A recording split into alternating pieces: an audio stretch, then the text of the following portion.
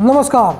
तांडव web series से ज़्यादा दिलचस्प तांडव इस वक्त पश्चिम बंगाल में चल रहा है। अब ममता बनर्जी ने यह घोषणा की कि वो नंदीग्राम से चुनाव लड़ेंगी। ये नंदीग्राम वही जगह है जिसने ममता बनर्जी को पश्चिम बंगाल की राजनीति में स्थापित किया।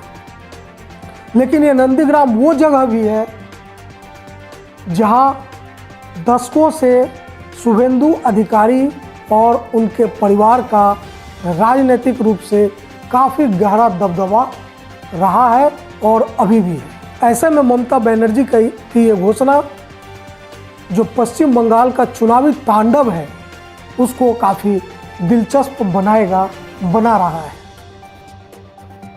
लेकिन एक चीज़ निश्चित तौर पर माना जा रहा है कि पश्चिम बंगाल का आगामी विधानसभा चुनाव ममता बनर्जी के अपने राजनीतिक जीवन का सबसे टफ चुनाव, सबसे कठिन परीक्षा साबित होने जा रही है। हालांकि ममता बनर्जी ने एक लंबी लड़ाई कम्युनिस्ट शासन के खिलाफ पश्चिम बंगाल में लड़ी है।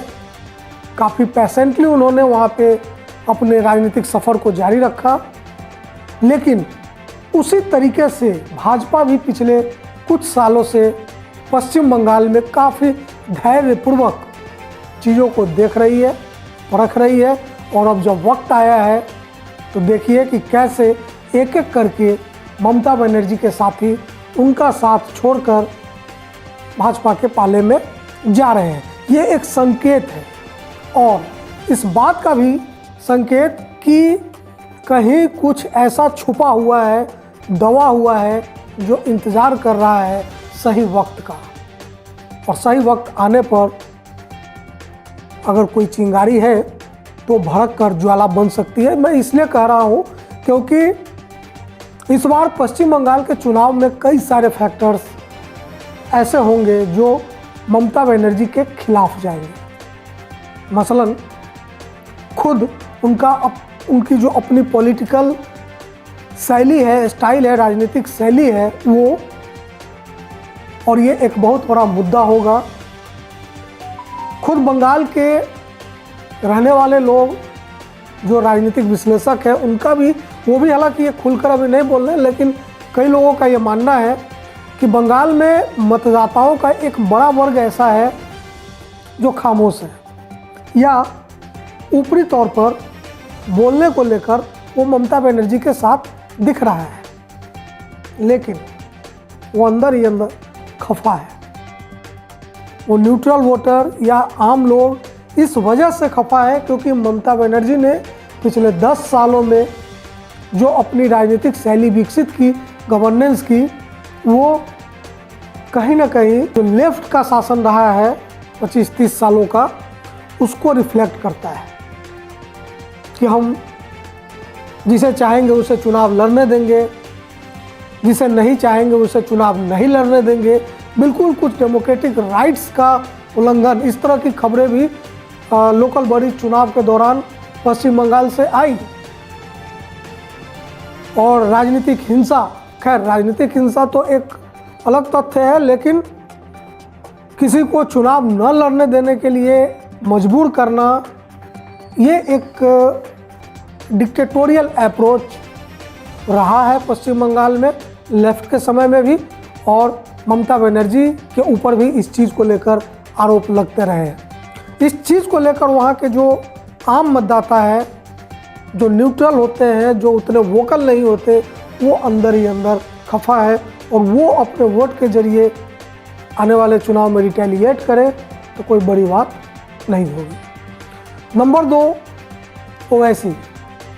बिहार से जो वो जीत हासिल करके निकले हैं 6 सीटें, उनका उत्साह बुलंद है, हौसला बुलंद है।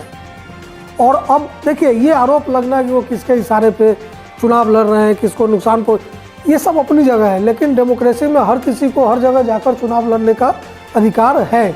और अकेले ओवैसी ने सेकुलरिज्म का कोई ठेका लिया नहीं है, तो चुनाव लड़ सकते हैं। और जिस तरह से बिहार में उन्होंने 6 सीटें हासिल की है, संभवतः जीत हार अपनी जगह है, सीटों की संख्या अपनी जगह है, लेकिन अगर वो कुछ हिस्सा भी वोट मुस्लिम वोट अपने पाले में करते हैं तो सीधे सीधे नुकसान ममता बनर्जी का होने वाला है। एक बहुत बड़ा तबका पश्चिम बंगाल में रिफ्यूजी का है, लेकिन वो रिफ्यूजी सिर्फ मुस्लिम नहीं, हिंदू भी हैं। बांग्लादेशी हिंदू जो काफ़ी पहले 71 के वार के आसपास आकर और वहाँ पे रहने लगे थे। सीए एनआरसी के जरिए भाजपा ने दोहरा संदेश दिया वहाँ, और भाजपा को शायद इसका फ़ायदा मिले कि जो हिंदू शरणार्थी आए हैं उनको डरने की ज़रूरत नहीं है, क्योंकि सिटीजनशिप अमेंडमेंट एक्ट बन चुका है जिसमें अदर देन मुस्लिम जो बाकी जो मतलब अन्य देशों के जो अल्पसंख्यक है, जैसे ये लोग बांग्लादेश के अल्पसंख्यक माने जाएंगे हिंदू जो इंडिया में आके बस गए, तो उनको तो नागरिकता दे दी जाएगी, इसलिए उनको डरने की ज़रूरत सीए या एनआरसी से नहीं है। तो एक एश्योरेंस भाजपा ने ये दे दिया। दूसरा, एक इंटर कॉन्फ्लिक्ट है वहाँ के जो रिफ्यूजी है बांग्लादेशी हिंदू और मुस्लिम, तो एनआरसी सीए के जरिए जो मुस्लिम रिफ्यूजी है उनको एक तरीके से टारगेट करना और दूसरी तरफ जो हिंदू रिफ्यूजी है उनको एक कवच प्रदान करना। तो ये जो टकराव होगा ये कहीं ना कहीं एक लेवल पे जाके पोलराइजेशन का कारण बनेगा। इसका नुकसान भी सीधे सीधे ममता बनर्जी को उठाना पड़ सकता है। और सबसे बड़ा नुकसान कि घर का भेदी लंका ढाए। भाजपा ने जिस राजनीतिक चतुराई से एक एक करके टीएमसी के लोगों को अपने पाले में किया है, ये चीज़ भी ममता बनर्जी को काफ़ी नुकसान उठाने को मजबूर कर सकती है। शुभेंदु अधिकारी हो या इनसे पहले जो और भी लोग आए, मुकुल राय थे और भी लोग थे, अभी फ़िलहाल बात चल रही है खुद ममता बनर्जी के भाई की, जो काफ़ी अपनी ही पार्टी से खफा है और वो बार बार बोल रहे हैं कि उनके रास्ते खुले हुए हैं।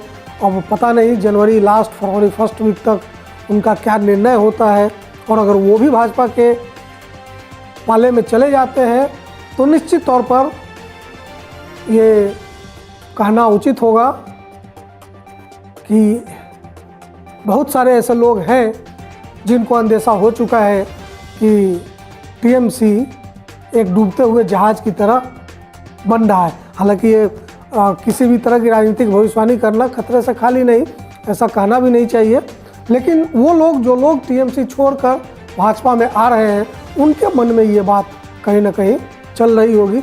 और ये जो तमाम फैक्टर्स हैं, खुद ममता बनर्जी का जो अपना स्टाइल है गवर्नेंस का, पॉलिटिक्स का, पार्टी को चलाने का, ओवैसी फैक्टर है, सीए एनआरसी जैसा मुद्दा है, इसके अलावा भाजपा ने जो नेशनलिज्म और राष्ट्रवाद और कहिए कि एक अप्रत्यक्ष तरीके से हिंदूवाद की जो भावना जगाने की राजनीति की है, वो भी बहुत हद तक, ये बात ठीक है कि बंगाल में मुस्लिम वोटर एक बड़ी संख्या में है, लेकिन भाजपा का जो अपना एजेंडा है या जो भाजपा की जो चाल है, वो अगर हिंदू पोलराइजेशन कराने में सक्सेस होती है तो निश्चित तौर पर ममता बनर्जी को इसका नुकसान उठाना पड़ेगा। इसलिए ये मानने में कोई गुरेज नहीं होना चाहिए कि जो राजनीतिक तांडव अभी पश्चिम बंगाल में मचा है वो ये बताने के लिए काफ़ी है कि ममता बनर्जी अपने जीवन की, अब तक के राजनीतिक जीवन की सबसे संघर्ष भरे दिनों में है। शायद उस संघर्ष से भी ज़्यादा जब वो नंदीग्राम और सिंगूर के सहारे सत्ता में आई थी। क्या वही नंदीग्राम वही सिंगूर ममता बनर्जी को फिर से सत्ता में लाएगा या नतीजा उल्टा होगा? देखिए, इंतज़ार करते हैं। नमस्कार।